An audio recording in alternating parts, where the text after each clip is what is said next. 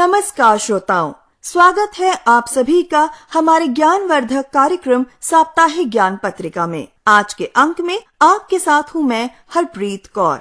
श्रोताओं, हमेशा की तरह आज के अंक में भी हम आपको अवगत कराएंगे शिक्षा जगत में चल रही महत्वपूर्ण गतिविधियों से। साथ ही आपको बताएंगे कि किस तरह आप पॉलिटिकल जर्नलिस्ट के रूप में अपना करियर बना सकते हैं। साथ ही आपके साथ साझा करेंगे रोजगार संबंधित जानकारी और बीते सप्ताह के इतिहास से जुड़े कुछ रोचक तथ्य। हमारे स्पेशल सेगमेंट में आप जानेंगे वर्ल्ड मेंटल हेल्थ डे के बारे में। तो चलिए शुरुआत करते हैं इस अंक की शिक्षा से संबंधित मुख्य जानकारियों के साथ।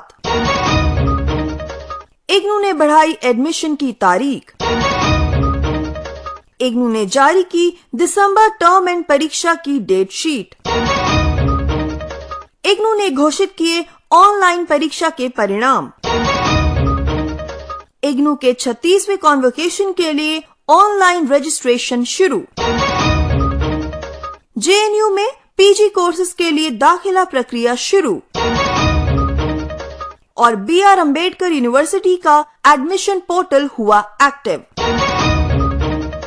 आप सुन रहे हैं साप्ताहिक ज्ञान पत्रिका सिर्फ ज्ञानवाणी FM 105.6 मेगाहर्ट्ज पर। इंदिरा गांधी राष्ट्रीय मुक्त विश्वविद्यालय में जुलाई 2022 के एकेडमिक सेशन के लिए प्रवेश प्रक्रिया जारी है। आप इग्नू द्वारा ऑफर किए जा रहे अंडर ग्रेजुएट और पोस्ट ग्रेजुएट प्रोग्राम्स के लिए 20 अक्टूबर 2022 तक आवेदन कर सकते हैं। आप ऑनलाइन और ODL दोनों ही माध्यम से प्रदान किए जा रहे प्रोग्राम्स के लिए अप्लाई कर सकते हैं। अधिक जानकारी के लिए लॉगिन करें www.ignu.ac.in पर। इंदिरा गांधी राष्ट्रीय मुक्त विश्वविद्यालय ने ऑनलाइन प्रोग्राम्स के लिए आयोजित दिसंबर 2021 की टर्म एंड परीक्षा का परिणाम घोषित कर दिया है। छात्र अपना परीक्षा परिणाम termandresult.ignu.ac.in पर लॉगिन करके देख सकते हैं। इंदिरा गांधी राष्ट्रीय मुक्त विश्वविद्यालय में दिसंबर 2022 की टर्म एंड परीक्षा के लिए ऑनलाइन एग्जामिनेशन फॉर्म सबमिशन की प्रक्रिया शुरू कर दी गई है। छात्र पर सब्जेक्ट 200 रुपए के आवेदन शुल्क के साथ 31 अक्टूबर 2022 तक अपना एग्जाम फॉर्म जमा कर सकते हैं। ध्यान रहे कि 31 अक्टूबर के बाद फॉर्म जमा करने पर 1100 रुपए की लेट फी का भुगतान भी करना होगा। इस बारे में अधिक जानकारी आप exam.ignu.ac.in से प्राप्त कर सकते हैं। इंदिरा गांधी राष्ट्रीय मुक्त विश्वविद्यालय ने टर्म एंड परीक्षा दिसंबर 2022 के लिए डेट शीट जारी कर दी है। इग्नू ने ये संभावित टाइम टेबल आधिकारिक वेबसाइट www.ignu.ac.in पर उपलब्ध कराया है। इसके अनुसार ये परीक्षा 2 दिसंबर से शुरू होगी। आधिकारिक सूचना के अनुसार ये एक संभावित डेट शीट है। दिसंबर 2022 टर्म एंड परीक्षा के लिए परीक्षा फॉर्म ऑनलाइन जमा करने के लिए भी पोर्टल एक्टिव कर दिया गया है। आधिकारिक शेड्यूल के अनुसार इग्नू टर्म एंड परीक्षा 2 दिसंबर से शुरू होगी और 5 जनवरी 2023 को समाप्त होगी। परीक्षा 2 पालियों में आयोजित की जाएगी। इसके अनुसार पहली शिफ्ट सुबह 10 बजे से दोपहर 1 बजे तक होगी, जबकि सेकेंड शिफ्ट दोपहर 2 बजे से शाम 5 बजे तक आयोजित की जाएगी। विश्वविद्यालय ने उम्मीदवारों को डेट शीट में कोई भी विसंगति होने पर यूनिवर्सिटी को कांटेक्ट करने के लिए कहा है। ऐसे में अगर किसी कैंडिडेट को लगता है कि डेट शीट में कोई प्रॉब्लम है तो वे datesheet@ignu.ac.in पर ईमेल कर सकते हैं। कैंडिडेट्स ध्यान दें कि दिसंबर 2022 टर्म एंड परीक्षा के लिए नामांकित उम्मीदवार 31 अक्टूबर 2022 तक अपने असाइनमेंट जमा कर सकते हैं। यूनिवर्सिटी ने स्टूडेंट्स को final project, field work journal और इंटर्नशिप रिपोर्ट जमा करने का भी मौका दिया है। इग्नू दिसंबर टर्म एंड परीक्षा 2022 के असाइनमेंट आधिकारिक वेबसाइट www.ignu.ac.in के माध्यम से भी जमा किए जा सकते हैं। इंदिरा गांधी राष्ट्रीय मुक्त विश्वविद्यालय के 36वें कॉन्वोकेशन के लिए ऑनलाइन रजिस्ट्रेशन की प्रक्रिया शुरू कर दी गई है। वे छात्र जिन्होंने दिसंबर 2021 और जून 2022 में आयोजित टर्म एंड परीक्षा उत्तीर्ण की थी, वे इस कॉन्वोकेशन का हिस्सा बन सकते हैं। इस विषय में अधिक जानकारी प्राप्त करने के लिए आप onlineservices.ignu.ac.in पर लॉगिन कर सकते हैं। इंदिरा गांधी राष्ट्रीय मुक्त विश्वविद्यालय के school of vocational education and training ने हाल ही में BA vocational studies MSME program launch किया है। ये एक स्किल बेस्ड प्रोग्राम है जिसे करने के बाद छात्रों के लिए रोजगार के बेहतरीन विकल्प उपलब्ध हो जाएंगे। इस प्रोग्राम के बारे में अधिक जानकारी दे रहे हैं इग्नू के school of vocational education and training के डायरेक्टर डॉक्टर RSP सिंह।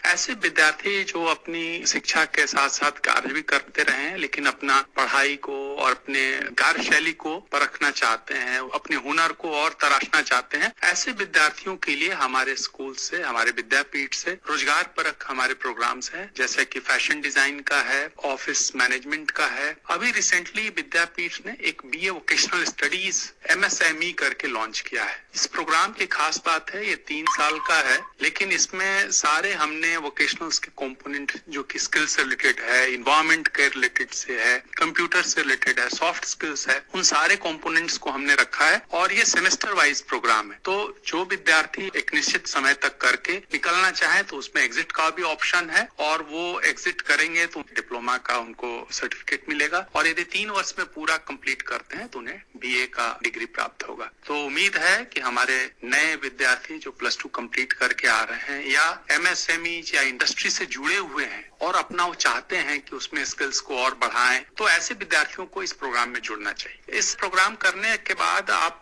स्वरोजगार भी हो सकते हैं, अन्यथा आप एज ए ऑफिस सेटअप में या किसी फर्म में एज ए मैनेजर का काम कर सकते हैं, एज ए क्वालिटी इंस्पेक्शंस के लेवल पे काम कर सकते हैं, मिडिल लेवल के जो मैनेजमेंट के होते हैं वो वाला दायित्व आप निभा सकते हैं बखूबी। तो हमने कोशिश की है कि हर लेवल पे जो विद्यार्थी इससे निकले, या तो मिडिल लेवल पे या लोअर लेवल पे, हर सेगमेंट के हिसाब से वो स्किल अपना अर्न कर सकता है और जॉब कर सकता है, इंडस्ट्री में हो, प्राइवेट फॉर्म में हो। उद्देश्य तो हमारा ये है, हम चाहते हैं कि जो भी आज के परिवेश में, आजकल इकोसिस्टम में खुद का रोजगार हम सोचें, हमारे जो आइडियाज हैं हम उसको कार्यरूप दें और उसके लिए आवश्यकताएं जो भी है, जैसे कि कैसे हम बैंक से लोन लेना है, कैसे प्रोजेक्ट्स बनाने हैं, प्रोजेक्ट की सैंक्शन कैसे कराना है, कौन सी फंडिंग एजेंसीज है, सीड मनी के लिए कहां से हमें मिल सकता है, तो ऐसे सारे विधा नॉलेज को हमने इस प्रोग्राम में डाला है। तो बड़ी ही प्रासंगिक प्रोग्राम है और जो विद्यार्थी चाहते हैं कि हम कुछ करें, करना चाहते हैं, ख्वाब रखते हैं कि हम अपना खुद अपने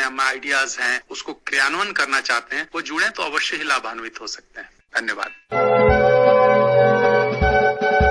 दिल्ली सरकार की नई प्रमोशन पॉलिसी में कहा गया है कि यदि कक्षा 5 और 8 के छात्र वार्षिक परीक्षाओं को पास करने में विफल रहते हैं तो अब उन्हें प्रमोट नहीं किया जाएगा। जी हाँ, नो डिटेंशन नियम को हटा दिया गया है। एक अधिसूचना में कहा गया कि नो डिटेंशन पॉलिसी बहुत प्रगतिशील है, लेकिन तैयारी की कमी के कारण शिक्षा प्रणाली इसका पूरा फायदा नहीं उठा पा रही। सरकार का लक्ष्य कक्षा 10वीं और 12वीं की तरह प्राथमिक ग्रेड में समान गंभीरता लाना है। 2009 में शिक्षा का अधिकार अधिनियम ने नो डिटेंशन पॉलिसी की पेशकश की थी, जिसके तहत छात्रों को 8वीं कक्षा तक प्रमोट करना था, लेकिन गुणवत्तापूर्ण शिक्षा सुनिश्चित करने के लिए सतत और व्यापक मूल्यांकन शुरू किया गया था। हालांकि सुचारू ढंग से न चल पाने के कारण इस पॉलिसी को रिजेक्ट कर दिया गया है। State council of educational research and training के नए मूल्यांकन दिशा निर्देशों में कहा गया है कि अगर कोई बच्चा कक्षा 5 या 8 पास करने में असमर्थ है तो उसे दोबारा परीक्षा के माध्यम से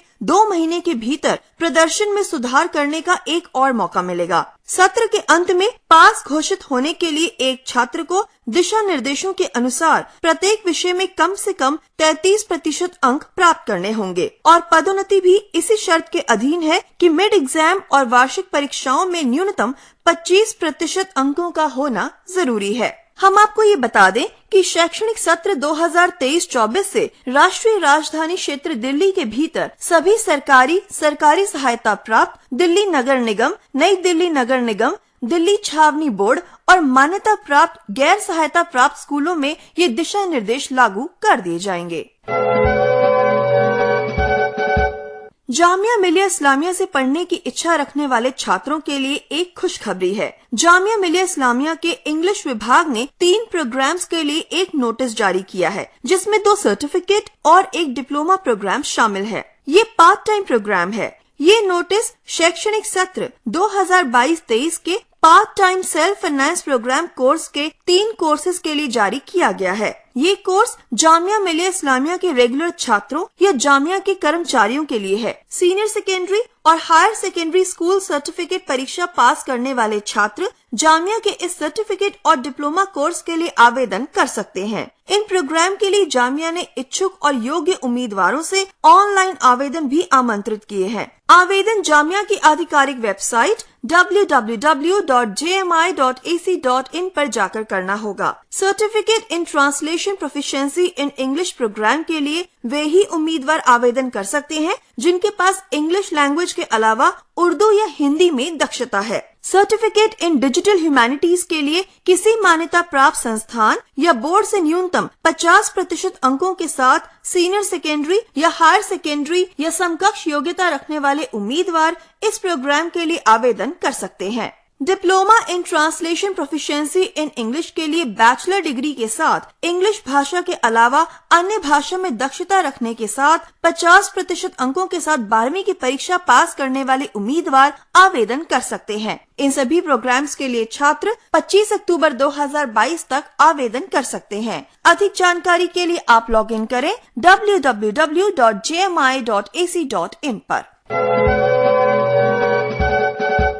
देश दुनिया की प्रतिष्ठित यूनिवर्सिटी जवाहरलाल नेहरू यूनिवर्सिटी में पोस्ट ग्रेजुएट कोर्स में एडमिशन के लिए रजिस्ट्रेशन प्रक्रिया शुरू कर दी गई है। JNU में शैक्षणिक सत्र 2022-23 के PG कोर्सेज में एडमिशन लेने के इच्छुक उम्मीदवार यूनिवर्सिटी की आधिकारिक वेबसाइट jnue.jnu.ac.in के माध्यम से रजिस्ट्रेशन फॉर्म भर सकते हैं। रजिस्ट्रेशन प्रक्रिया को पूरा करने के लिए उम्मीदवारों को अपना CUET PG आवेदन संख्या, जन्म तिथि और सुरक्षा कोड दर्ज करना होगा। हम आपको बता दें कि JNU में इस साल से common university entrance test post graduate यानी CUET PG 2022 के आधार पर एडमिशन हो रहा है। ऐसे में JNU में PG कोर्सेज के लिए वे ही छात्र रजिस्ट्रेशन कर सकते हैं जिन्होंने CUET PG 2022 की परीक्षा पास की है।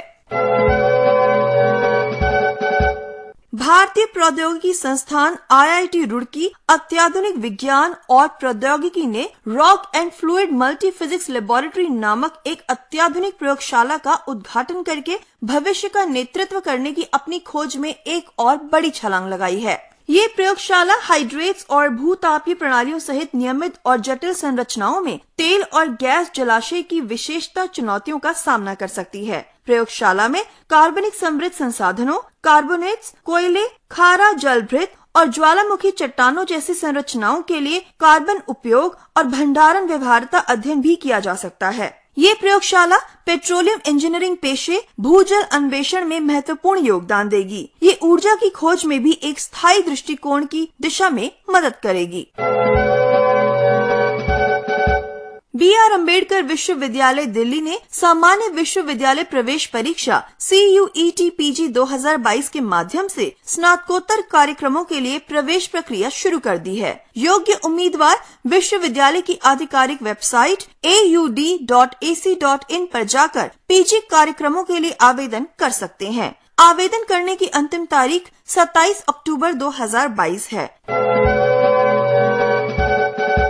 मध्य प्रदेश स्कूल शिक्षा विभाग छात्रों की उचित उपस्थिति सुनिश्चित करने के लिए अब कक्षा 1 से 12वीं तक के छात्रों के लिए ऑनलाइन हाजिरी लगाएगा। हाजिरी ऑनलाइन अटेंडेंस सिस्टम के माध्यम से राज्य, जिले और ब्लॉक में स्कूली छात्रों की उपस्थिति की निगरानी की जाएगी और अनुपस्थितियों का रिकॉर्ड रखा जाएगा। इस प्रणाली के माध्यम से छात्रों की औसत उपस्थिति सुनिश्चित करने और कम उपस्थिति होने वाले छात्रों के बारे में जानकारी एकत्रित करने और उनके कारणों का अध्ययन करने के लिए मदद मिलेगी। विभाग ने इस ऑनलाइन प्रणाली का नाम हाजिरी ऑनलाइन रखा है। तो श्रोताओं, ये थी शिक्षा से संबंधित अहम जानकारियाँ। आप सुन रहे हैं साप्ताहिक ज्ञान पत्रिका सिर्फ ज्ञानवाणी FM 105.6 मेगाहर्ट्ज पर।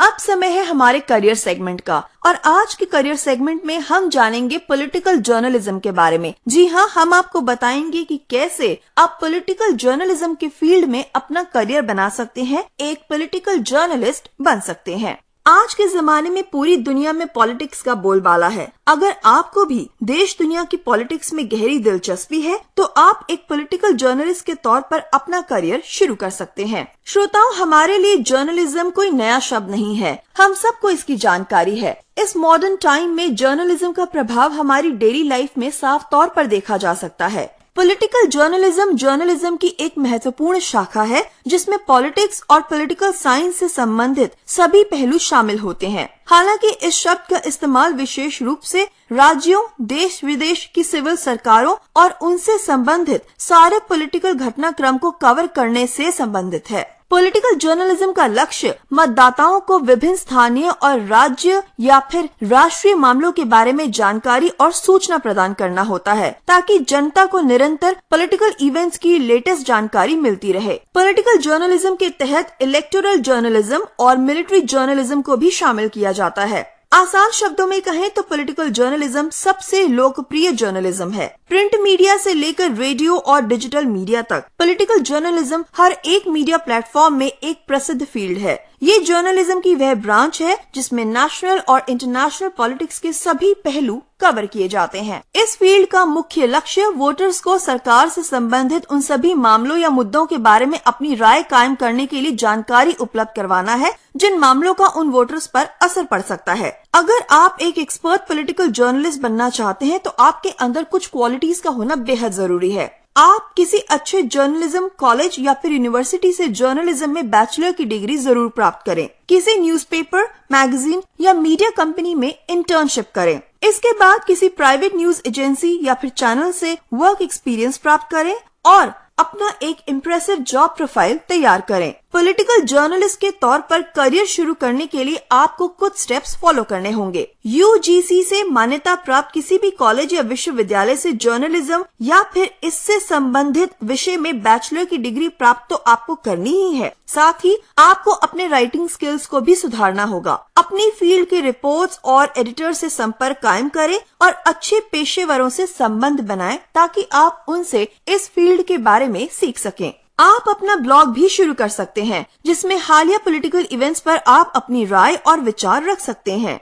मीडिया लेडर स्ट्रेटजी को फॉलो करें, अर्थात शुरू में निचली पोस्ट पर जॉब ज्वाइन करके कार्य का अनुभव प्राप्त करें और साथ ही साथ तरक्की करते जाएं। आपको अपने मल्टीमीडिया स्किल्स भी डेवलप करने होंगे। सोशल मीडिया पर अपना पर्सनल ब्रांड बनाएं जिसमें आपको पॉलिटिकल टैलेंट नजर आ सके ताकि रिक्रूटर्स आपको जॉब या फ्रीलांसिंग प्रोजेक्ट्स के लिए अप्रोच कर सकें। अगर हम बात करें कुछ प्रमुख संस्थानों की जहां पर आप जर्नलिज्म से जुड़े इम्पोर्टेंट कोर्सेज कर सकते हैं तो उनमें इंदिरा गांधी राष्ट्रीय मुक्त विश्वविद्यालय Nai Delhi, Indian Institute of Mass Communication Nai Delhi, Asian College of Journalism, Indian Institute of Journalism and New Media Bangalore प्रमुख हैं। अब हम आपको बता दें कि पॉलिटिकल जर्नलिस्ट के रूप में आप कौन कौन से जॉब प्रोफाइल्स पर काम कर सकते हैं। आप journalist, reporter, editor, copy editor, news presenter, photographer, political commentator या फिर एक ब्लॉगर के रूप में कार्य कर सकते हैं। तो श्रोताओं, ये था हमारा आज का करियर सेगमेंट जिसमें हमने बात की कि किस तरह से आप पॉलिटिकल जर्नलिस्ट के रूप में अपना करियर बना सकते हैं। आप सुन रहे हैं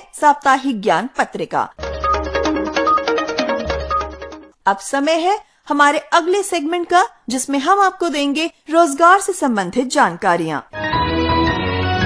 national Institute of Ayurveda Jaipur Rajasthan में professor, deputy director, administrative officer, assistant professor, pharmacist आदि पदों के लिए आवेदन आमंत्रित किए जा रहे हैं। आप इन सभी पदों के लिए 20 अक्टूबर 2022 तक आवेदन कर सकते हैं। अधिक जानकारी के लिए लॉगिन करें www.nia.nic.in पर। Telangana state public service commission में assistant engineer, technical officer, municipal assistant engineer, junior technical officer के पदों के लिए आवेदन आमंत्रित किए जा रहे हैं। आवेदन करने की अंतिम तारीख 21 अक्टूबर 2022 है। अधिक जानकारी के लिए लॉगिन करें www.tspsc.gov.in पर। Uttar Pradesh police recruitment and promotion board Lucknow में कांस्टेबल के 534 पदों के लिए आवेदन आमंत्रित किए गए हैं। अधिक जानकारी के लिए लॉगिन करें uppbpb.gov.in पर। आप इस पद के लिए 31 अक्टूबर 2022 तक आवेदन कर सकते हैं। सिक्योरिटी प्रिंटिंग प्रेस हैदराबाद में जूनियर टेक्नीशियन, फायरमैन आदि पदों के लिए आवेदन आमंत्रित किए जा रहे हैं। आवेदन करने की आखिरी तारीख 31 अक्टूबर 2022 है। अधिक जानकारी के लिए लॉगिन करें spphyderabad.spmcil.com पर। बॉर्डर रोड्स ऑर्गेनाइजेशन में ड्राफ्ट्समैन, सुपरवाइजर, हिंदी टाइपिस्ट और ऑपरेटर के पदों के लिए आवेदन आमंत्रित किए गए हैं। अधिक जानकारी के लिए लॉगिन करें www.bro.gov.in पर। आप इन पदों के लिए 10 नवंबर 2022 तक आवेदन कर सकते हैं। यूनियन पब्लिक सर्विस कमीशन यानी यूपीएससी में scientist, senior design officer, junior scientific officer, assistant architect और असिस्टेंट प्रोफेसर के पदों के लिए 27 अक्टूबर 2022 तक आवेदन आमंत्रित किए जा रहे हैं। अधिक जानकारी के लिए लॉगिन करें www.upsconline.nic.in पर। तो श्रोताओं, ये थी रोजगार संबंधित जानकारी। आप सुन रहे हैं साप्ताहिक ज्ञान पत्रिका। आइए अब जानते हैं बीते सप्ताह के इतिहास से जुड़े कुछ महत्वपूर्ण तथ्य हमारे segment history of the week में। 9 अक्टूबर 1876 को पहली बार टेलीफोन पर आउटवायर के जरिए 2 तरफा बातचीत हुई थी। 10 अक्टूबर 1910 के दिन वाराणसी में मदन मोहन मालवीय की अध्यक्षता में प्रथम अखिल भारतीय हिंदी सम्मेलन का आयोजन किया गया था। 11 अक्टूबर 1987 को भारत की शांति सेना ने श्रीलंका में ऑपरेशन पवन की शुरुआत की थी। ये अभियान लिट्टे का कब्जा खत्म कर जाफना को मुक्त कराने के लिए छेड़ा गया था। 12 अक्टूबर 1964 के दिन विश्व में पहली बार सोवियत संघ ने बिना स्पेस सूट पहनाए अंतरिक्ष यात्रियों को अंतरिक्ष में भेजा था। 13 अक्टूबर 1884 के दिन यह तय किया गया था कि ग्रीनविच मीन टाइम दुनिया का मानक समय होगा। ग्रीनविच दक्षिण पूर्वी लंदन का हिस्सा है। 14 अक्टूबर 1964 के दिन doctor Martin Luther king junior को केवल 35 वर्ष की उम्र में अमेरिकी समाज में रंग भेद के विरुद्ध अहिंसात्मक आंदोलन चलाने के लिए पुरस्कृत किया गया था। अमेरिका के जॉर्जिया प्रांत में जन्मे किंग नोबेल शांति पुरस्कार पाने वाले सबसे कम उम्र के व्यक्ति बने। और 15 अक्टूबर 1931 को भारत के 11वें राष्ट्रपति श्री APJ अब्दुल कलाम का जन्म हुआ था। तो श्रोताओं, इन्हीं सब कारणों से रहा बीता सप्ताह इतिहास में खास। आप सुन रहे हैं साप्ताहिक ज्ञान पत्रिका। श्रोताओं, अब समय है हमारे स्पेशल सेगमेंट का और आज हमारे स्पेशल सेगमेंट में हम बात करेंगे वर्ल्ड मेंटल हेल्थ डे की। हर साल 10 अक्टूबर को विश्व मानसिक स्वास्थ्य दिवस मनाया जाता है। World federation for mental health और वर्ल्ड हेल्थ ऑर्गेनाइजेशन ने मिलकर वर्ष 1992 में 10 अक्टूबर के दिन world mental health day celebrate करने की घोषणा की थी। उसके बाद से यह दिन प्रत्येक वर्ष मनाया जाने लगा। इस दिन को मनाने का उद्देश्य है मानसिक स्वास्थ्य को बेहतर बनाए रखने के प्रति लोगों के बीच जागरूकता बढ़ाना, साथ ही लोगों को मानसिक स्वास्थ्य के बारे में शिक्षित करना और मेंटल हेल्थ के मुद्दों को लेकर समाज में मौजूदा स्टिग्मा को कम करना। हर साल वर्ल्ड मेंटल हेल्थ डे एक थीम के तहत मनाया जाता है। इस साल भी इसे एक खास थीम के तहत सेलिब्रेट किया गया। इस वर्ष WHO ने वर्ल्ड मेंटल हेल्थ डे 2022 की theme making mental health and wellbeing for all a global priority रखी। मेंटल हेल्थ कई कारणों जैसे बायोलॉजिकल, साइकोलॉजिकल और सोशल फैक्टर से प्रभावित हो सकती है। बायोलॉजिकल फैक्टर्स यानी जब ब्रेन में कोई केमिकल बदलाव हो जाए तो व्यक्ति को मानसिक समस्याएं हो सकती हैं। साइकोलॉजिकल फैक्टर्स व्यक्ति की पर्सनालिटी से जुड़े होते हैं। सोशल अरीना में व्यक्ति की सामाजिक परिस्थितियां कैसी हैं, इससे भी मेंटल हेल्थ पर बहुत अधिक इफेक्ट पड़ता है। इसमें जॉब प्रोफाइल कैसा है, वर्क प्रेशर कितना है, आपको लेकर परिवार की क्या आशाएं हैं, उम्मीदें हैं, ये सब बातें आपकी मेंटल हेल्थ को प्रभावित करती हैं। कई बार शारीरिक रूप से बीमार होने, आत्मविश्वास की कमी, आत्मसम्मान में कमी, पारिवारिक लड़ाई झगड़े या फिर किसी प्रिय व्यक्ति को खो देने जैसे कारणों से भी दिमाग की सेहत पर काफी बुरा असर पड़ता है। मेंटल डिसऑर्डर्स या डिजीज व्यक्ति के सोचने के तरीके, व्यवहार और भावनाओं को काफी हद तक प्रभावित कर सकते हैं। ये मूड को भी प्रभावित करते हैं। यदि आपके अंदर सेल्फ एस्टीम या फिर उत्साह की कमी है, आप वह महसूस करते हैं, आपको एंजाइटी, स्ट्रेस या चिंता होती है, लोगों से बात करने से बचते हैं, बाहर जाने का मन नहीं करता, वर्क प्रोडक्टिविटी खराब होती है, अगर आपके अंदर ये सारे लक्षण नजर आते हैं तो आपको अलर्ट हो जाना चाहिए। एक बात का ध्यान दें कि ये लक्षण व्यक्ति में कितने समय से नजर आ रहे हैं, इसका भी बहुत महत्व है। कभी कभार ऐसा होना सामान्य है, लेकिन लगातार 2-3 सप्ताह तक अगर ऐसा होता रहे तो आपके पर्सनल और प्रोफेशनल लाइफ पर इसका नेगेटिव असर हो सकता है। इसलिए आपको तुरंत डॉक्टर से संपर्क करना चाहिए। मानसिक सेहत आपकी अगर अच्छी बनी रहेगी तो आपका पूरा शरीर सही तरीके से काम करेगा। इसके लिए बेहद जरूरी है कि आप नियमित दिनचर्या का पालन करें, अपने मन को खुश रखने की कोशिश करें, दिमाग को स्वस्थ रखने के लिए जीवन में स्ट्रेस लेने से बचें। आजकल लोग नींद भी पर्याप्त नहीं लेते हैं, ये मेंटल हेल्थ को काफी हद तक प्रभावित करती है। ऐसे में अपनी स्लीप हाइजीन पर ध्यान देना बहुत जरूरी है। मानसिक रूप से स्वस्थ रहने के लिए आप अपने मन की बात को किसी न किसी से जरूर शेयर करें। जीवन के प्रति पॉजिटिव सोच रखें, अच्छी चीजें पढ़ें, लिखें और मेंटली फिट रहने के लिए योग करें। आप मेडिटेशन का भी अभ्यास कर सकते हैं।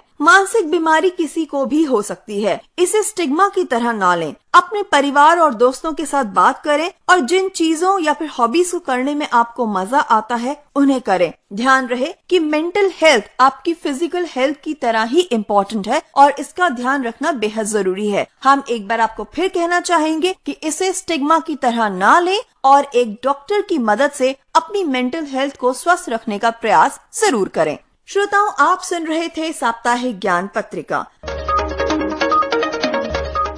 हमारा ये कार्यक्रम आप सुनते हैं हर शनिवार सुबह 10:30 बजे सिर्फ ज्ञानवाणी FM 105.6 मेगाहर्ट्ज पर। इस कार्यक्रम को आप तक पहुंचाने के लिए तकनीकी सहयोग दिया PP शर्मा ने, आलेख रहा हरप्रीत कौर का, संपादन किया सदन लाल ने और प्रस्तुतकर्ता थे कमल कुमार। श्रोताओं, आज के इस अंक से मैं आपकी उद्घोषिका हरप्रीत कौर अब आपसे लेती हूँ इजाजत। नमस्कार।